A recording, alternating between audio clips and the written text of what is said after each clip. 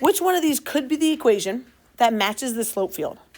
If we were to sketch the slope field, which they did not ask us to though, but wouldn't it look a little something like this, guys? Would you agree? Kind of follows that trend-ish. Anyone have any idea which one of these would be that graph? Let's think. What's it not going to be? Who's like, I know the graph of this 1 minus x squared does not look like that or something like that. What's x squared? X squared looks like this. What's the negative going to do? What's that plus 1 going to do?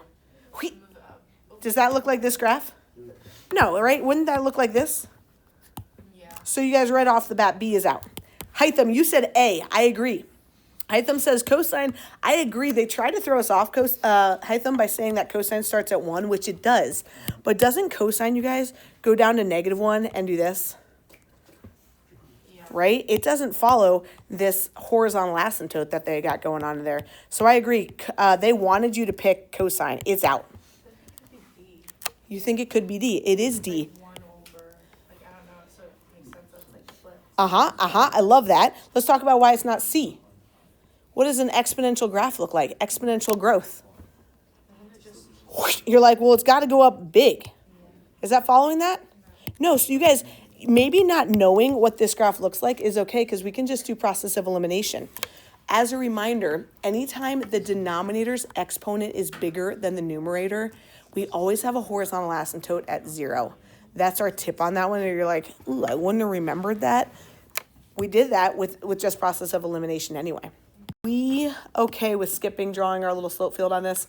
It's on your little formative. I just feel like we practiced that a lot on Friday. Are we okay with skipping it? Yeah, in a little bit? Okay. I will tell you that they're never going to have you draw a vertical line on a slope field. Let's just do 1 point. G, you tell me what 1 point would you like me to do? 1, 1, 1, 2, 1, -1? 1, 1. She says, let's try 1, 1. If we plugged in 1, 1, you guys, what would be the slope? 1 plus 1 over 1 is going to be 2. So we're going to go to 1, 1, and I'm going to just draw kind of a steep little thing. Yeah. Where would be a horizontal line? Anywhere? Okay, you're saying when the y's are 0? To your point, if my y was 0, I'd be dividing by 0. That'd be undefined, and those would be vertical lines. Notice this, Gamby. They didn't put any dots on zeros on my y's because they're never going to have us draw those vertical lines. If they don't have dots there, you guys, we don't need to draw them in. Sound good? -1, 1, he says. Let's try that one. -1, 1. Ooh, yeah, -1 on my x would get me a 0 on the top. Yeah, anytime there's a -1 on the x. I love that rationale. Boom, boom, boom. That's a point on the AP test, just those slopes of 0. I don't think we need to finish that one. Let's just do part B and part numbers 3, and then I'm out of your face. So I do want to show you this one. They do like to ask this. This is all part of part 2. The slope field above is only drawn for, that's 9 points. I don't know why I wrote 12 there. My bad, 9 points. It's defined for, but even though it is defined for every point, like slope fields go on forever, even though they're only having us draw, say in this case, 9 points. Describe all the points where the dy dx is -1. This would be a 2-pointer on the AP test. The first point, in my opinion, is the easiest. If they want to know, determine all the points in the xy plane, they just want, the answers in terms of x and y. What can I do with this information and this information? Done, Steph. That's 1 point right there. You're saying if they want to know when does my dy dx equal -1, I'm just going to go replace this dy dx with a -1. And I'm going to say -1 equals x plus 1 over y. So my tip for you on the AP test, you guys, just like, you might be like, I'm going to try to start it this way. I don't know what they want me to do with it, but just go get a point here and there, and it's going to add up a lot. Then you just want to get y by itself. How can we start getting y by itself? Yeah. Do you agree -y is x plus 1? What would y by itself get me? Done. And this is saying every y coordinate, my slope will be -1 anytime my y's are -x minus 1. Last one, then I'm out.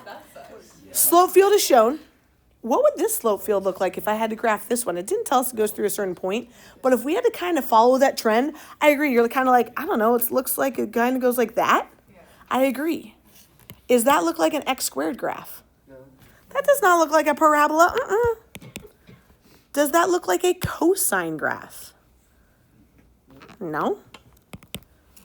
Does it look like it's exponentially growing? Growing. This one looks like it's getting up pretty fast, but then it's kind of leveling off. E to the x grows really quickly and keeps growing like this. Boom. So I'm out on B. It is E. How'd you know that, Gav? If it's not exponential, then how would it be C? Okay, fair. C just going further down. That's a good question. How does this negative with the x affect it? Let's think about things real fast. Ready? Okay, do you agree e to the x looks like this? Boom, exponentially growing. What would negative e to the x look like? Like that. Think about, here's x squared, here's negative x squared. If this is e to the x, what's negative e to the x? Right? That's going to be down here. So again, we don't have that going on. So when it's negative, the x's are negative, e to the negative x. Think about, aren't all these x's positive? Sorry, all these x's are positive. So when my x's are negative, we then just reflect it over that y-axis, and it would be this graph. Yeah, so like G said, that's out. And what we are looking at, you guys, is a natural log graph right here. This is a natural log.